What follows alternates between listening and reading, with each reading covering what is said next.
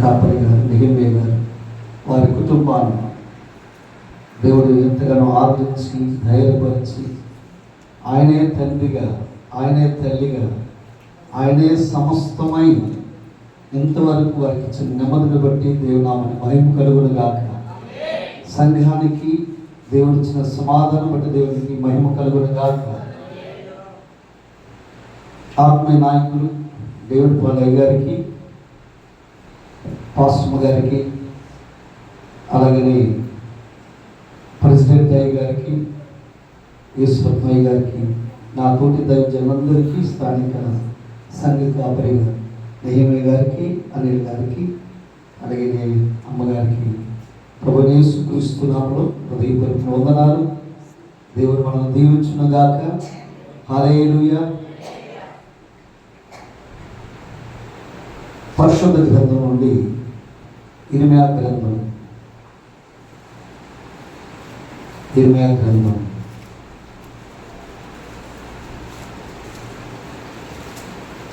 39వ అధ్యాయం 18వ మాట చదువుకున్నాను.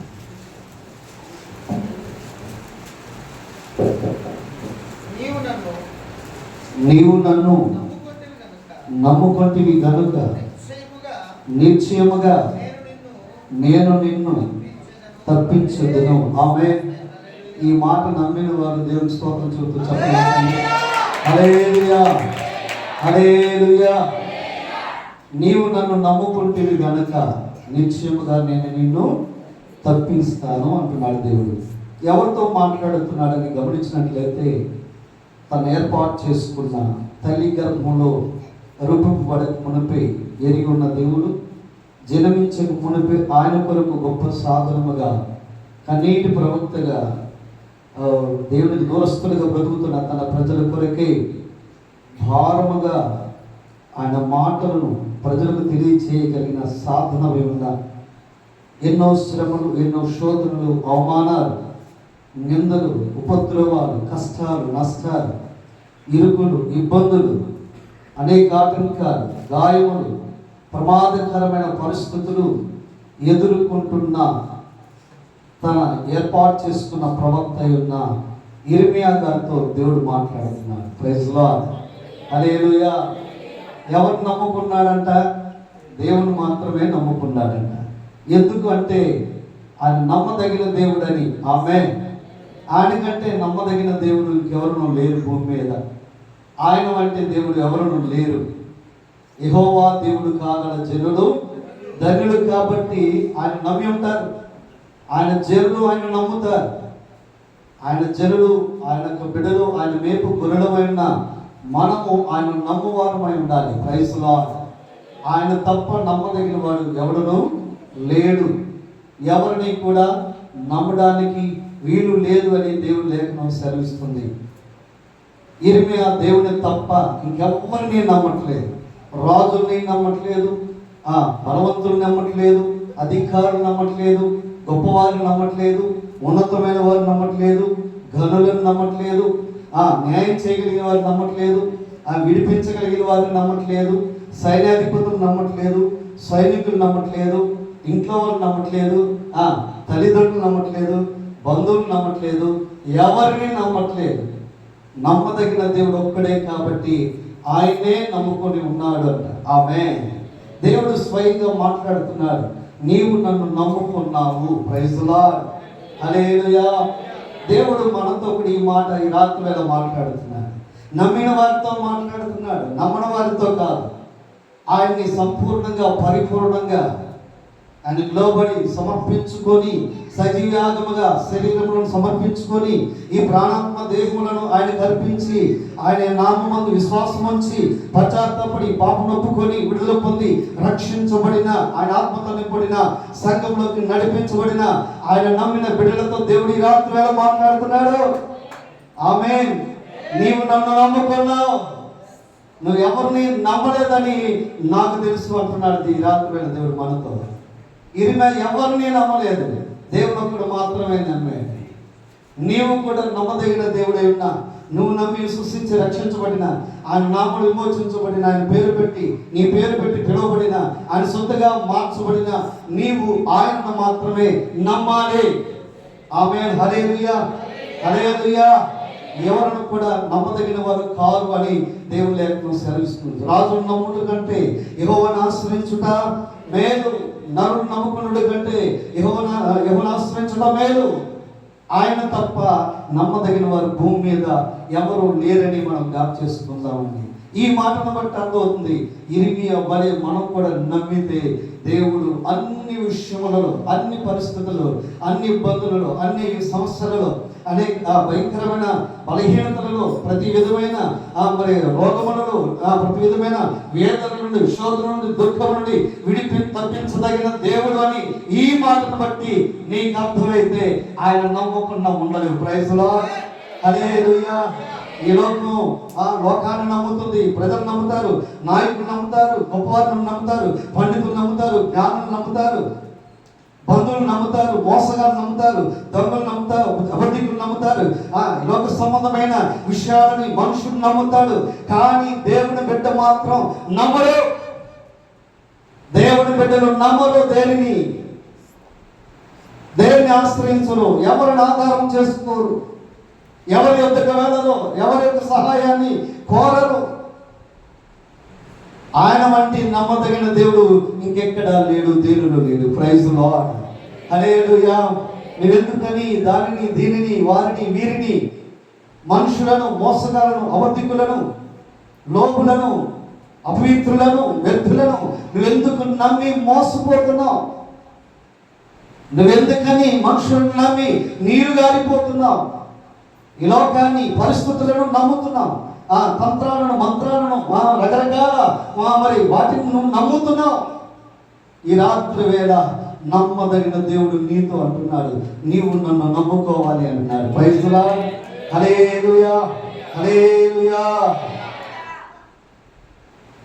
లోకులు ఎన్ని రకాలుగా నిన్ను చెప్పి నమ్మేటట్టుగా చేసిన ఎవరిని, దేనిని నువ్వు నమ్మటానికి వీలు లేదని మనం జ్ఞాపకం చేసుకుందాం. Praise Lord. హల్లెలూయా, హల్లెలూయా.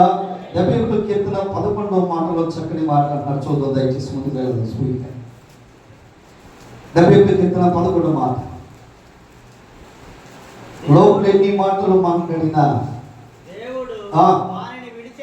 వారిని విడిచెను, తప్పించువారు ఎవరునూ లేరు. వారు అనుకొనుచున్నారు, దేవా మాకు దూరముగా ఉండకు, నా దేవా నాకు సహాయమునకు త్వరపడి రాయా. మనుషులు నేను నిన్ను నమ్ముకుంటే, మనుషులు అంటున్నారు కదా వాడికి సహాయం చేయగలిగినాడు ఎవరు లేరు అంటున్నారు. వాళ్ళ దేవుడు కూడా దూరంగా ఉన్నాడు, మర్చిపోయాడు అంటున్నారు. దేవుడికి జ్ఞాపకం లేదు వీడంటే అంటున్నారయ్యా. అయితే నిన్నే నన్ను నమ్ముకున్నాను, నువ్వు మాత్రమే నాకు సహాయం చేయగలవు.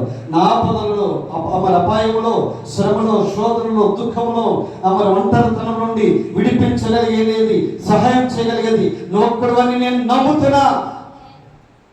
నువ్వొక్కడే మాత్రమే నమ్మదగిన దేవుడు నాయన.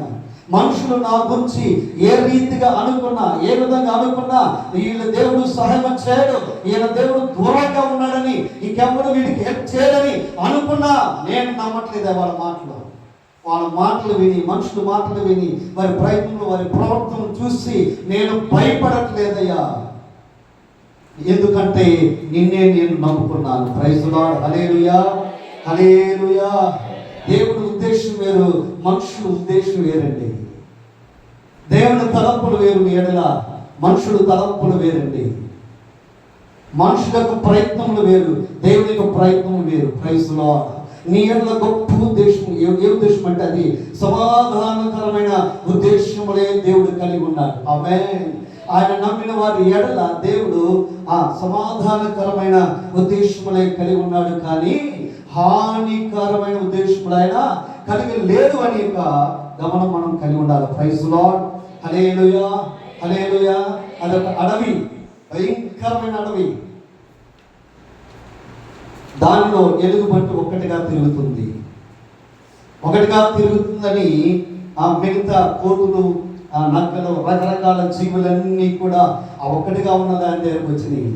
ఎందుకో నిన్ను చూస్తే నమ్మాలనిపిస్తుంది, నిన్ను చూస్తే మాట్లాడాలనిపిస్తుంది, నిన్ను చూస్తే నీతో సహవాసం చేయాలనిపిస్తుంది, నిన్ను చూస్తే నీతోనే జీవితాన్ని గడపాలనిపిస్తుంది అని వారంతా మిగతా జీవులన్నీ చెబుతూ ఆ రీతిగా సహవాసం చేస్తూ ఉన్నారు.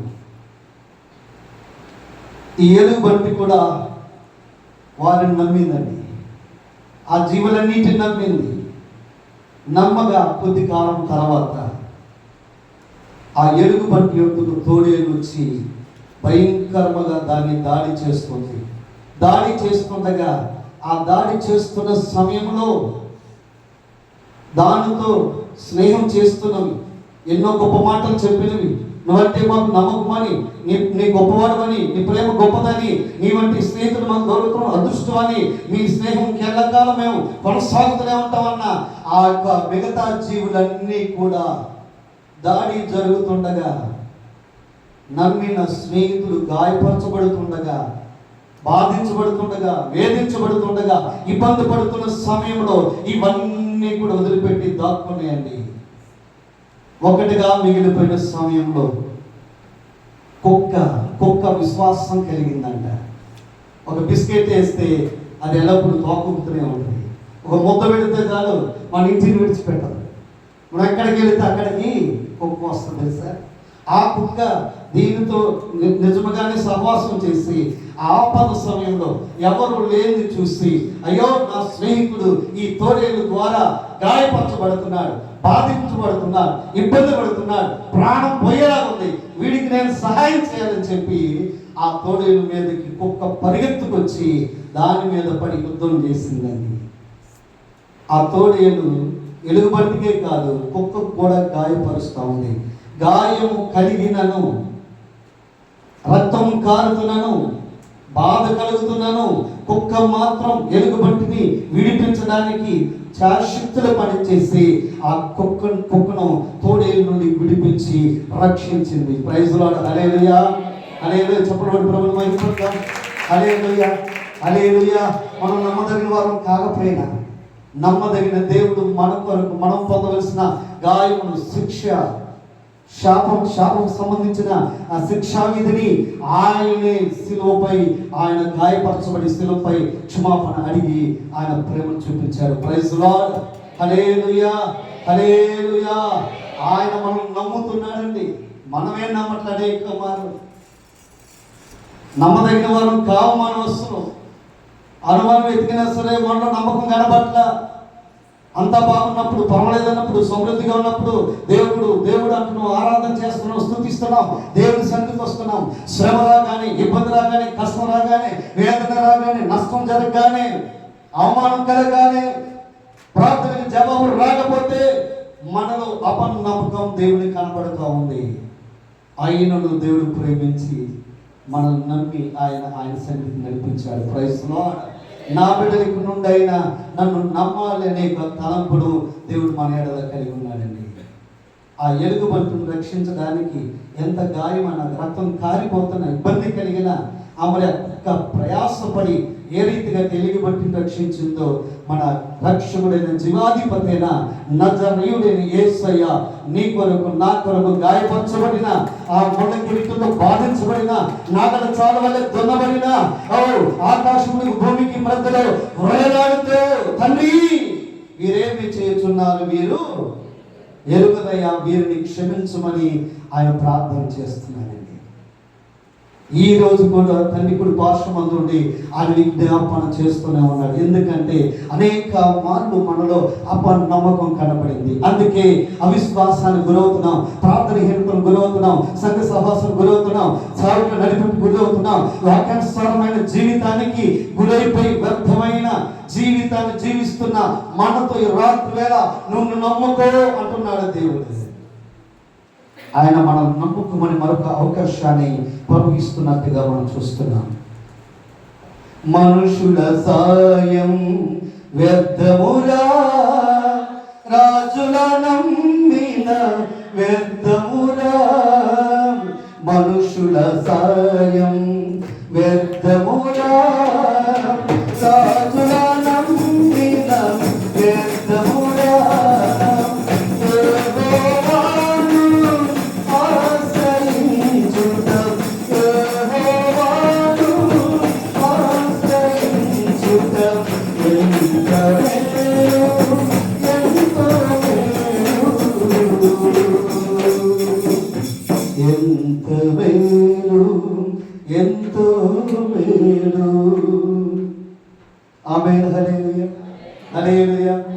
మనుషులు సహాయం వ్యర్థం, రాజుల సహాయం వ్యర్థం, ఈ లోక సంబంధమైన గొప్పవారి యొక్క సహాయం వ్యర్థము. కాబట్టి నమ్మదగిన మనను ఆయన ఈ రాత్రి కూడా నమ్ముతూ మనతో మాట్లాడుతున్నాడు.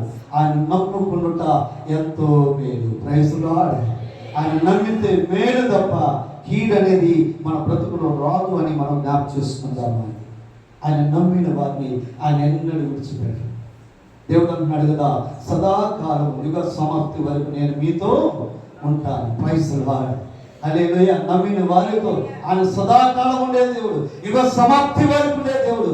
ఆయన మరణం వరకు ఎవరైతే నమ్మకస్తులుగా ఉంటారో, ఎవరైతే రాకడ వరకు నమ్మకస్తులుగా ఉంటారో, ఎవరైతే ఆయన కొరకు సాక్షిగా ఉంటారో, ఆయన నామమును గొప్ప చేస్తారో, ఆయన హెచ్చిస్తారో, ఆయన కీర్తిస్తారో, ఆయన ప్రకటన చేస్తారో, వారు పరలోక రాజ్యమునకు వారసులు అవుతారు. Praise Lord. హల్లెలూయా.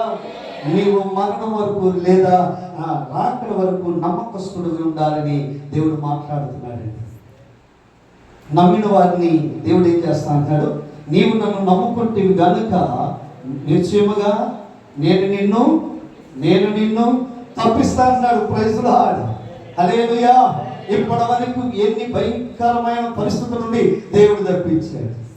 శత్రువులను తప్పించాడు, అపవాది దురాత్మ శక్తులను విడిపించాడు, ఆ తంత్రాల మంత్రాల నుండి విడిపించాడు, ప్రతి బలహీనత నుండి విడిపించాడు, ఆ అపాయకరమైన పరిస్థితి నుంచి విడిపించాడు, లేవు నుండి విడిపించాడు, మరి పురుగుని స్థితి నుంచి లేవనెత్తాడు, అనారోగ్యం నుండి విడిపించాడు, మానసిక ఒత్తిడి నుండి విడిపించాడు, ఇబ్బందుల నుండి విడిపించాడు, అవమానాల నుండి విడిపించాడు, నరకం నుండి విడిపించదగిన దేవుడు, నమ్మదగిన దేవుడు ఆయన. ఆమేన్. అట్టి దేవుడు మనల్ని అంట తప్పిస్తాడండి. నరకము నుండి కూడా తప్పించదగిన దేవుని సన్నిధికి మనం వచ్చాం. Praise lord.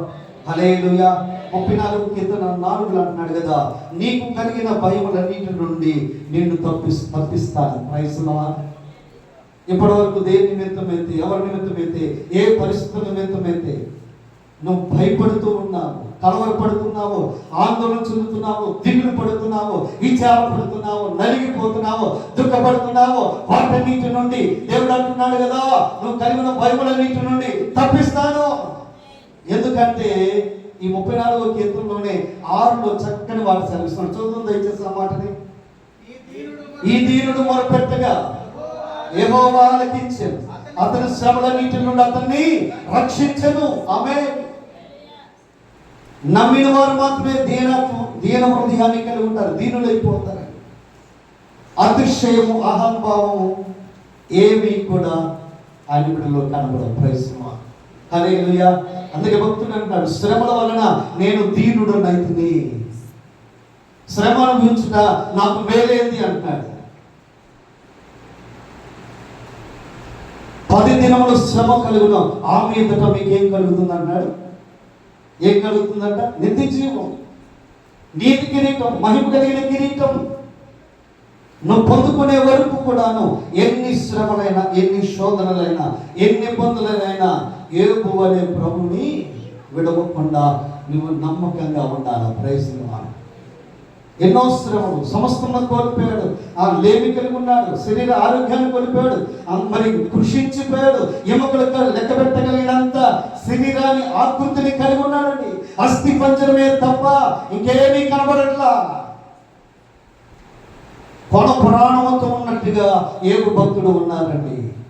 అన్నీ కోల్పోయాడు, అందరిని కోల్పోయాడు, అందరూ దూరమైపోయారు, కట్టుకున్న భార్య దూషించి వెళ్ళిపోయింది. అయినను వాటి విషయంలోనంట అతడు హృదయంలో పాపము చేయలేదు, తన నోటితో దేవుడు దూషించలేదు. Praise lord. నమ్మకమైన వాడు యోబు భక్తుడు వలె జీవిస్తాడు. ఎన్ని కలిగి ఉన్నా, ఎన్ని పరిస్థితులైనా, ఎన్ని ఇబ్బందులైనా, ఎన్ని ఆటంకములైనా దేవుని కొరకు నమ్మకంగా బ్రతుకుతాడు. అంతం వరకు సహించువాడు ధన్యుడు. Praise Lord. నిజంగా నువ్వు ఆయన నమ్మితే శ్రమలలో, శోధనలో, నష్టములో, కోల్పోయిన పరిస్థితుల్లో, అందరూ దూరమైన పరిస్థితుల్లో, అనారోగ్య పరిస్థితుల్లో, మరణకరమైన స్థితిలో కూడా దేవుణ్ణి స్తుతిస్తావు. దేవుని స్తోత్రం.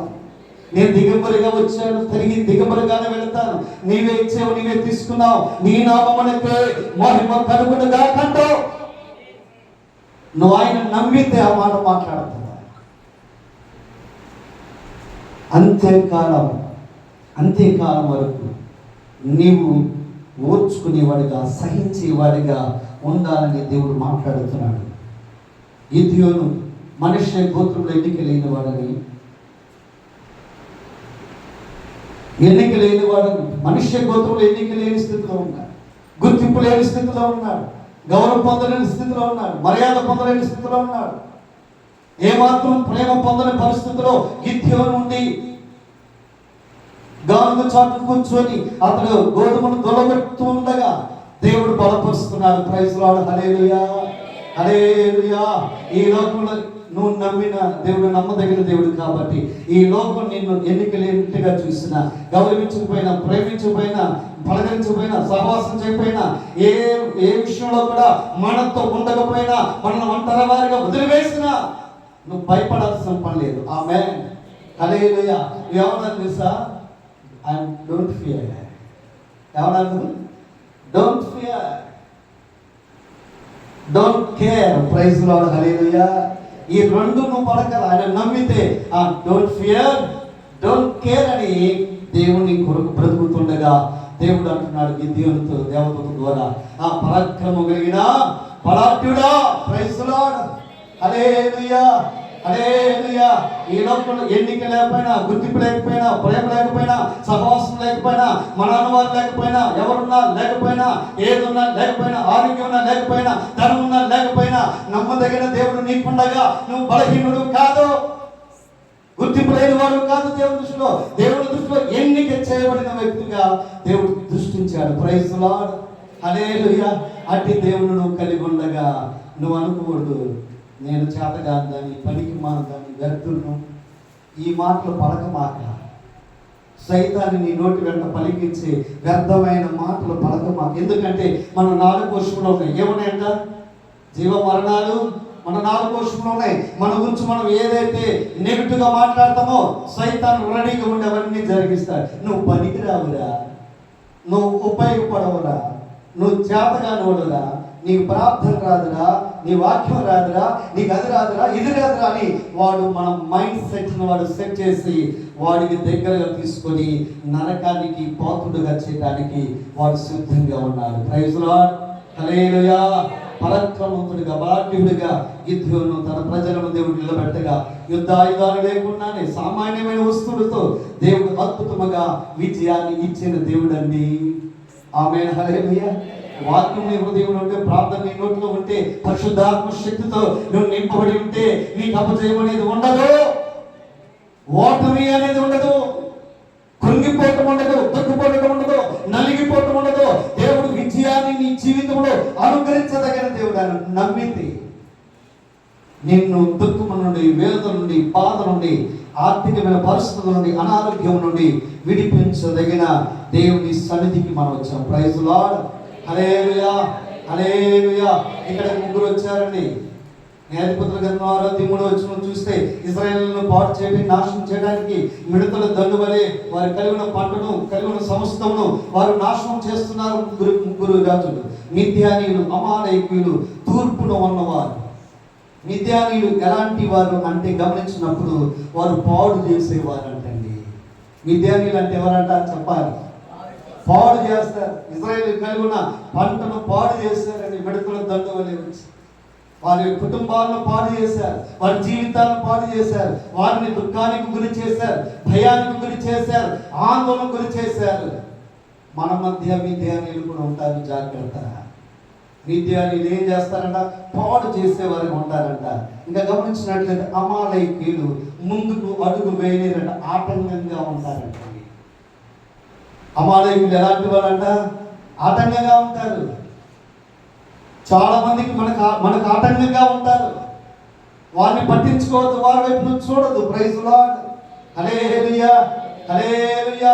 దేవుని చేత తప్పించబడాలి అంటే నీవు ఆ మిద్యానీయుల వైపు చూడొద్దు, అమాలేకీయుల వైపు చూడొద్దు. ఇంకెవరు ఉన్నారంట? తూర్పు నుండి వచ్చిన వారు ఉన్నారంట. వీరెవరో తెలుసా? ఇష్మాయేల్ సంతతి. ఇష్మాయేల్ సంతతి. ఈ సంతతి వారు ఇస్సాకు కలిగి ఉన్న స్వాస్థ్యమును, స్థానమును, అధికారమును దోచుకోవాలని ప్రయత్నించేవారండి. అపవాది కూడా మనం కలిగి ఉన్న ఆత్మ సంబంధమైనవి కలిగి ఉండకుండా మన దగ్గర వాడు దొంగ వలె వచ్చి దోచుకుంటాడు. మనల్ని ముందుకు వెళ్ళనీయుడు, పాడు చేస్తాడు, ముందుకు వెళ్ళనీయుడు. మనం కలిగి ఉన్నది ఏదైతుందో వాడు మన ఎదురు నుండి తీసివేయడానికి వాడు ప్రయత్నిస్తాడు. జాగ్రత్త. నువ్వు మెరుపు కలిగి ఉండాలి. ఎంత దేవుడు ఆయన నమ్ముకుంటే నిజంగా పాడు చేసేవారి చేతులను తప్పిస్తారు, ఆటంకపరిచేవారి చేతులను తప్పిస్తారు. మనం కలిగి ఉన్నది నష్టపరిచి దోచుకోవాలని, ఆక్రమించుకోవాలని ప్రయత్నించే వారి నుండి దేవుడు మనలను తప్పిస్తాడు. ప్రైజ్ లార్డ్, హల్లెలూయా. అంటే దేవుని సన్నిధికి మనం వచ్చాం. ఇరిమియాతో దేవుడు ఏమంటున్నాడండి? నీవు నన్ను నమ్ముకుంటువి గనుక నిశ్చయముగా నేను నిన్ను తప్పిస్తాను. నమ్మిన వారు దేవుని స్తోత్రం చెబుతూ దేవుడు ఆయన అనేక మార్లు మనల్ని తప్పించాడు. లోకం నుండి తప్పించాడు, పాపం నుండి తప్పించాడు, ఆ శాపం నుండి తప్పించాడు, దోషం నుండి తప్పించాడు, ఆ ప్రాణాపాయ పరిస్థితులను తప్పించాడు, ఇబ్బందులను తప్పించాడు, మానసికతను తప్పించాడు, దురాత్మ శక్తులను విడిపించాడు, మనుషుల చేతులు పడకుండా మనం తప్పించాడు. అనేక మార్లు తప్పించుకుంటూ మనము ఆయన కృప చేత ఆయన సన్నిధికి రాత్రి వేళొచ్చాం. ఆమేన్, హల్లెలూయా. ఇక్కడ నుండైనా నీవు సంపూర్ణంగా పరిపూర్ణంగా ఆయన నమ్ముకున్నట్లయితే నేను నరకానికి వెళ్లకుండా తప్పించి ఆయన ఉండే స్థలంలో నిన్ను ఉంచదగిన దేవుడు. ఈ మాటలు మనం ఇంట్లో ఫలించునుగాక.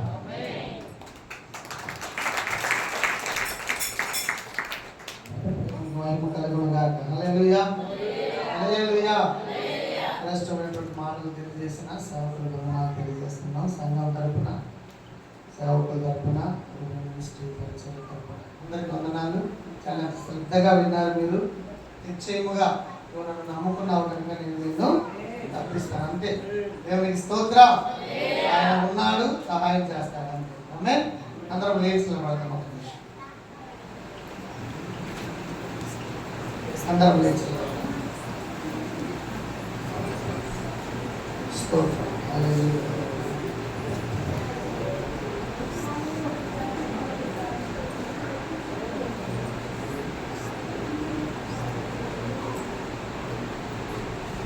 నీవు నాతోనే ఉన్నావయ్యా, నాకు